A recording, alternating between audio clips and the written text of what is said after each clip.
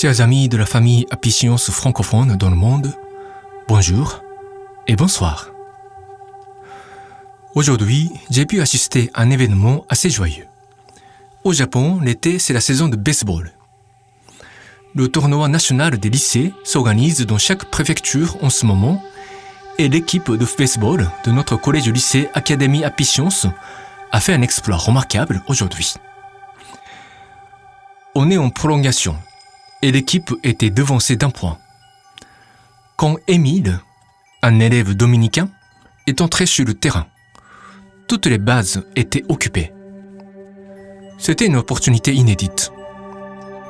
Et c'est là qu'il a frappé fort. Et c'était un coup de circuit qui a renversé le match. Cela s'appelle en japonais « Sayonara Home Run » parce que ce coup signe la fin du match. On parle en effet beaucoup de lui. On dit qu'Émile était un garçon assez agité, peu discipliné, quand il est admis dans l'école. Mais en suivant l'éducation de l'Académie Apicience, son caractère a changé. Il est plus doux et plus responsable. Et apparemment, son talent de joueur de baseball se révèle pleinement. C'était une petite surprise chez nous. Ce qui est essentiel dans la vie, c'est de pouvoir donner un coup décisif quand c'est nécessaire. Il est important de s'entraîner au quotidien. Mais il ne faut pas s'entraîner juste pour se faire plaisir. C'est pour pouvoir donner un coup décisif quand c'est nécessaire. Émile a fait preuve d'une telle capacité en amenant la victoire à l'équipe qui était sur le point de perdre. J'espère que vous vivez parfois des événements joyeux comme cela, ou pourquoi pas tous les jours. Remercions le Seigneur El Cantare pour toutes ces joies qui nous ont été données de vivre au cours de notre belle vie. Merci beaucoup, Seigneur. Aujourd'hui, j'aimerais partager avec vous une parole du Seigneur qui est la suivante. Ne considérez pas l'autoréflexion comme quelque chose de honteux, ni comme une diminution de votre valeur. Au contraire, grâce à l'autoréflexion et à la correction de vos actions, vous aurez une personnalité qui s'améliore et qui devient plus lumineuse. C'est une parole que j'ai trouvée dans une conférence de Maître Okawa intitulée « Le véritable noble sentier octuple ». Dans la partie où il guide une méditation sur la méditation juste du noble sentier octuple. Il y a une série de méditations que Maître Okawa a guidées dans le cadre du noble sentier octuple, qui seront bientôt disponibles en français. Traditionnellement, le noble sentier octuple forme une série inséparable de pratiques pour atteindre ce qu'on appelle la délivrance en termes bouddhistes. L'ordre de chaque sentier est essentiel dans cette approche. On commence d'abord par la vue juste, et on a la pensée juste et autres sentiers, et on finit par la méditation juste. C'est la version que Maître Okawa recommande à tous qui cherchent sérieusement la vérité. Mais il y a une autre approche que Maître Okawa nous enseignait au début d'Apicience, qu'il appelait à l'époque le véritable noble sentier octuple, qui est une sorte d'adaptation moderne de cet enseignement. La particularité de cette version est qu'on peut pratiquer chaque sentier séparément. Il est possible de pratiquer, par exemple, la parole juste comme un enseignement à part, ce qui n'est pas envisageable dans la version traditionnelle. Maître Okawa a développé des explications très accessibles, même pour ceux qui ne sont pas initiés à ces principes bouddhistes. J'aimerais que vous reteniez qu'il y a deux versions du noble sentier octuple, toutes les deux valables chez Apicience même aujourd'hui. Revenons à la citation. Maître Okawa nous dit « Ne considérez pas l'autoréflexion comme quelque chose de honteux, ni comme une diminution de votre valeur. » Il le dit parce qu'on est apte de réagir de cette manière.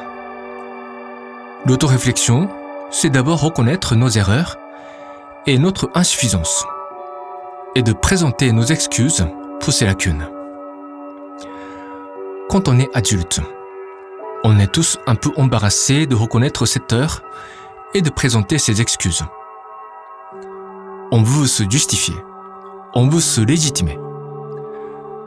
Parce qu'on a son petit orgueil qui risque d'être blessé dès qu'on reconnaît ses erreurs.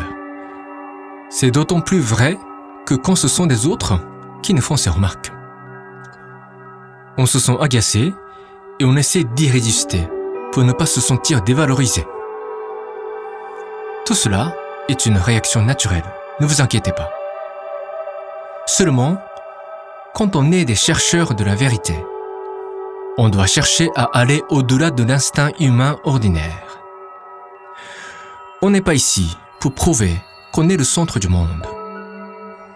On ne doit pas passer des journées à faire admettre qu'on est supérieur aux autres, qu'on est parfait, qu'on est invincible. Pour comprendre des vérités supérieures, pour atteindre l'éveil plus élevé, et pour connaître cette joie immense de la délivrance spirituelle, grâce à la force de la sagesse, on doit se montrer humble devant l'immensité de la vérité à découvrir. L'humilité est une attitude inséparable de la foi dans le Seigneur. On ne peut prétendre avoir foi dans le Seigneur sans être humble. La foi repousse l'arrogance et le sentiment de suffisance. Elle exige l'humilité inconditionnelle.